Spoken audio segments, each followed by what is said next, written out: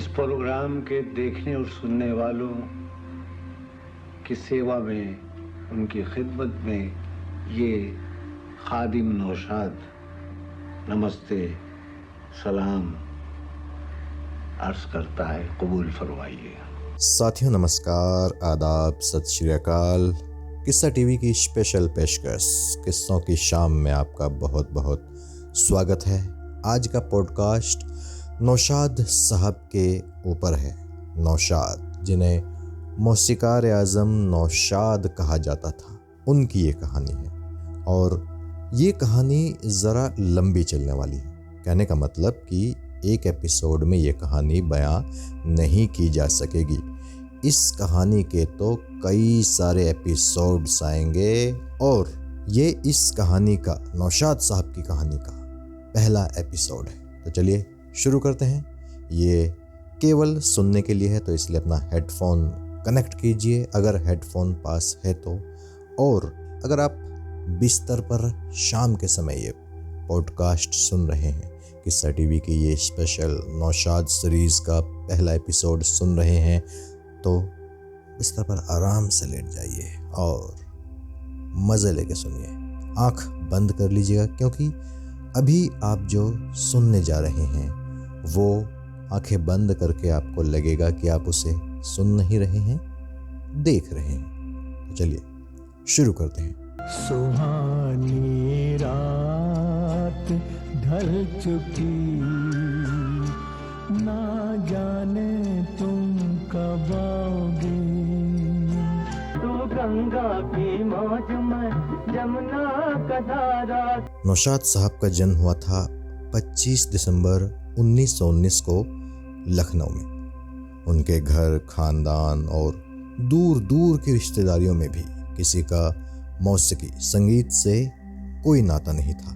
उनके यहाँ तो मौसीकी और मौसीकारों को नफ़रत की नज़र से देखा जाता था। तो भला नौशाद पर कैसे मौसीकी हावी हो गई? नौशाद को कहाँ से संगीत का शौक लग गया? चलिए जानते हैं। तो हुजूर, मैं चोरी छुपे लखनऊ में सीखता था यूसुफ अली साहब से और उस्ताद बब्बन साहब से। ये मेरे गुरु थे। नौशाद को संगीत का शौक कैसे लगा? इन सवालों के जवाब हमें मिलेंगे नौशाद की कहानी में, जो सही मायनों में शुरू होती है उत्तर प्रदेश के देवा शरीफ में मौजूद हाजी वारिस अली शाह की दरगाह से। नौशाद के मामा हर साल देवा शरीफ में होने वाले उर्स में शामिल होने जाते थे। नौशाद जब 10 साल के हुए तो पहली दफ़ा उन्हें भी अपने मामा के साथ देवा शरीफ के उर्स में जाने का मौका मिला। लखनऊ से बाराबंकी तक का सफ़र ट्रेन से तय हुआ और फिर वहाँ से पैदल ही देवा शरीफ तक पहुँचा गया। उर्स के मौके पर 10 दिनों तक देवा शरीफ में किसी मेले का सा माहौल होता था। तरह तरह की दुकानें सजती थी और तरह तरह के कलाकार भी वहाँ आते थे। उनमें कुछ ड्रामा कंपनियाँ भी होती थी। दूर दूर से लोग उस उर्स में शामिल होने आते थे और अधिकतर लोग अपने अपने तंबू व खाने पीने का सामान साथ लाते थे। उसी उर्स में नौशाद ने एक दिन एक बांसुरी की दुकान देखी। बांसुरी की दुकान का मालिक दिन भर बांसुरी बेचने का काम करता था और रात के वक्त कुछ देर तक खुद भी बांसुरी बजाता था। जाने उस बांसुरी वाले की धुनों में क्या था। नौशाद ने जब पहली दफ़ा उसकी बांसुरी सुनी तो वो बहुत प्रभावित हुए। वो तब तक वहीं बैठे रहे जब तक कि बांसुरी वाला बांसुरी बजाता रहा। उस उम्र में नौशाद को राग रागनियों का कोई इल्म नहीं था, लेकिन फिर भी उन्हें बांसुरी सुनकर बड़ा अच्छा लगा। देवा शरीफ एक मकाम है। हाजी वारिस अली साहब एक बुजुर्ग गुजरे हैं, उनकी दरगाह पर हर साल जाता था उर्स में। वहाँ एक बांसुरी वाला आता था। उसकी बांसुरी में वो राग, वो सुर छिड़ता था कि मैं नहीं जानता था वो क्या बजाता है, लेकिन मैं उसकी तरफ खींचता था। और फिर तो ये रोज़ की बात हो गई। जैसे ही नौशाद उस बांसुरी वाले की बांसुरी सुनते, वो अपने तंबू से निकलकर उसके पास जाकर बैठ जाते और बड़े ध्यान से बांसुरी सुनते। और बांसुरी सुनते सुनते नौशाद इतना खो जाते कि उन्हें खाने पीने, यहाँ तक कि सोने का भी ख्याल नहीं रहता था।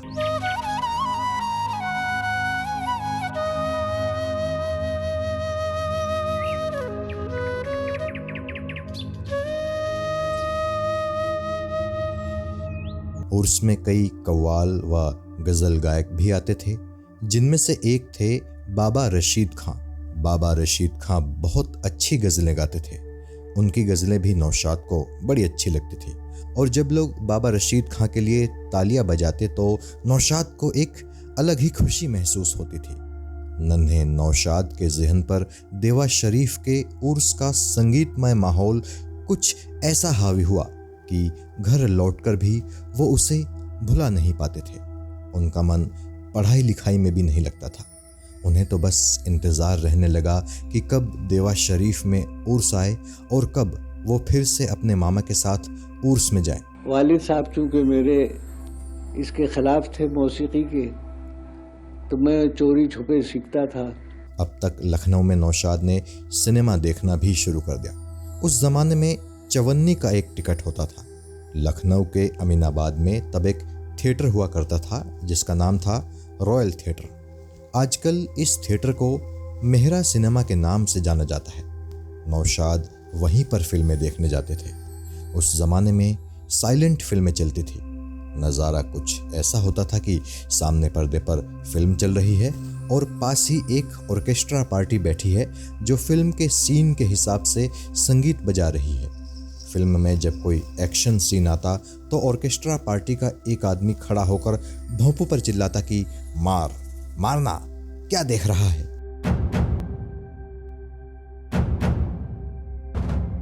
नौशाद किसी न किसी तरह चवन्नी जमा करके सिनेमा देखने रॉयल थिएटर पहुंच ही जाते थे और वहां नौशाद ऑर्केस्ट्रा पार्टी के पास ही जाकर बैठते, क्योंकि सिनेमा के साथ साथ उन्हें ऑर्केस्ट्रा के लोगों को तरह तरह के साज बजाते देखना भी अच्छा लगता था।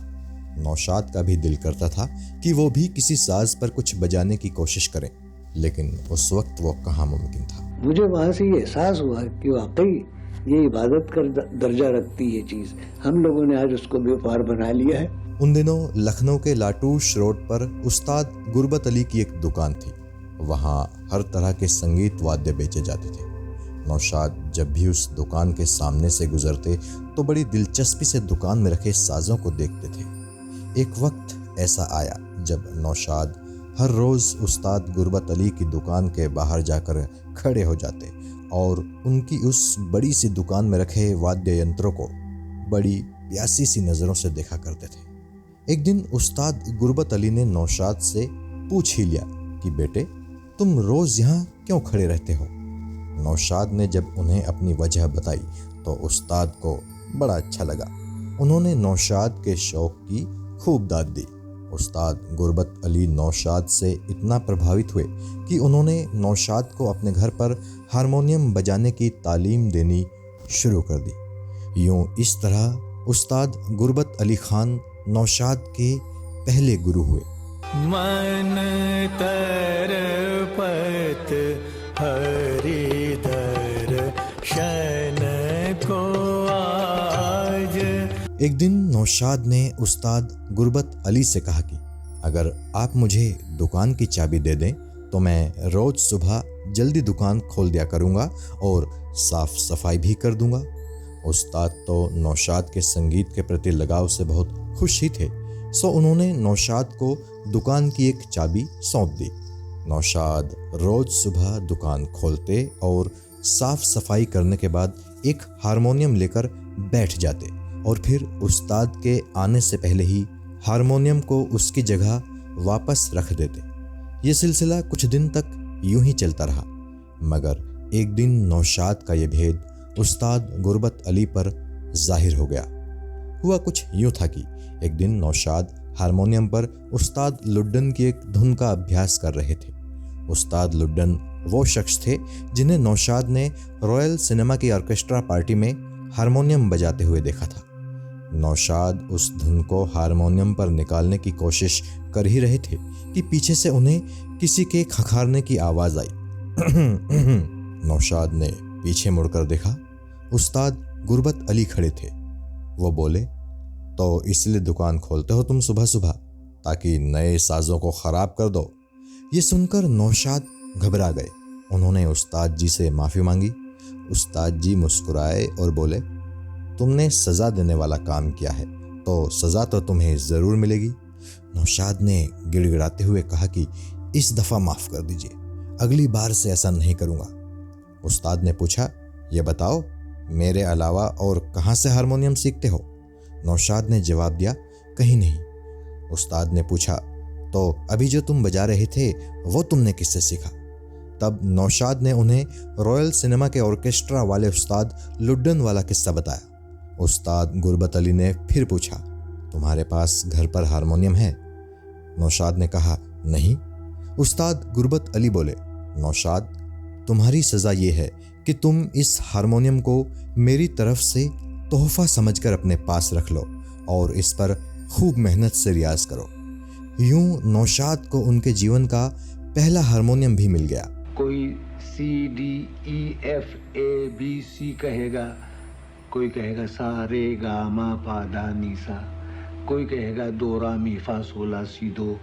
सुर वही हैं, नाम उनके अलग अलग हैं, वही 7 सुर हैं। उस्ताद गुरबत अली ने उस्ताद लुड्डन को बुलवाया। नौशाद ने उस्ताद लुड्डन की एक धुन उन्हें बजाकर सुनाई। वो सुनकर उस्ताद लुड्डन बहुत हैरान रह गए, क्योंकि उन्होंने तो नौशाद को वो धुन कभी सिखाई ही नहीं थी, ना ही वो नौशाद को जानते थे। हाँ, रॉयल सिनेमा में उन्होंने नौशाद को देखा ज़रूर था, लेकिन बात तो नौशाद से उनकी कभी नहीं हुई थी। उस्ताद गुरबत अली ने उस्ताद लुड्डन से कहा कि मैं इस बच्चे को आपके हवाले करता हूँ, इसे बहुत शौक है, इसे आप दिल से सिखाना, ये बहुत नाम करेगा। उसके बाद उस्ताद लुड्डन ने नौशाद को रॉयल सिनेमा बुलाना शुरू कर दिया। यूं नौशाद को अब रॉयल सिनेमा में घुसने के लिए टिकट खरीदने की ज़रूरत भी नहीं रही। कहाँ तो पहले नौशाद ऑर्केस्ट्रा टीम के पीछे बैठा करते थे और कहाँ अब उन्हें बराबर में बैठाया जाने लगा। नाइट शोज़ में नौशाद को भी हारमोनियम बजाने का मौका मिलने लगा। उस्ताद गुरबत अली ने नौशाद को उस्ताद बब्बन खां से भी मिलवाया। उस्ताद बब्बन खां उस वक्त लखनऊ में क्लासिकल गायकी का बड़ा नाम थे। उस्ताद बब्बन खां ने नौशाद को क्लासिकल गायकी की ट्रेनिंग देनी शुरू कर दी, मगर गायकी में नौशाद का दिल लगा नहीं। लखनऊ के ही एक उस्ताद यूसुफ अली खां भी हुआ करते थे, जो बहुत अच्छे सितार वादक थे। उनके पास नौशाद ने सितार बजाना सीखा, लेकिन फिर जल्दी ही नौशाद उम्र के उस दौर में आ गए जब उन्हें समझ आना बंद हो गया कि उन्हें वास्तव में करना क्या है। इत्तेफाक से तभी नौशाद को एक ड्रामा कंपनी में पुराने गीतों की धुनें बनाने का काम मिल गया। वो काम नौशाद ने बड़ी कुशलता से किया और तब नौशाद को एहसास हो गया कि वो कंपोजिशन अच्छी तरह से कर सकते हैं। मेरे वालिद साहब इससे नाखुश थे। वो चाहते थे कि मैं कोई और काम करूं या अखाड़े में जाके पहलवानी करूं, कुश्ती लड़ूं। साथियों, यहाँ मैं नौशाद साहब की कहानी के पहले एपिसोड पर ब्रेक लगाता हूँ। अब तक आप समझ तो गए होंगे कि एक ही एपिसोड में नौशाद साहब की कहानी बयां करना मुश्किल ही नहीं, नामुमकिन है। तो जल्दी ही कोशिश करूँगा कि एक और एपिसोड लेकर आऊँ। अगला एपिसोड नौशाद साहब की कहानी का लेकर आऊँ और उस एपिसोड की कहानी हम यहीं से आगे भी बढ़ाएंगे। अगर ये एपिसोड आपको पसंद आया हो तो इस वीडियो को लाइक ज़रूर कीजिएगा, मेरे चैनल को सब्सक्राइब ज़रूर कीजिएगा और अपना फीडबैक भी कमेंट के ज़रिए ज़रूर दीजिएगा कि अगर हमें कोई सुधार करना है तो हम क्या सुधार कर सकते हैं। जय हिंद, जय भारत।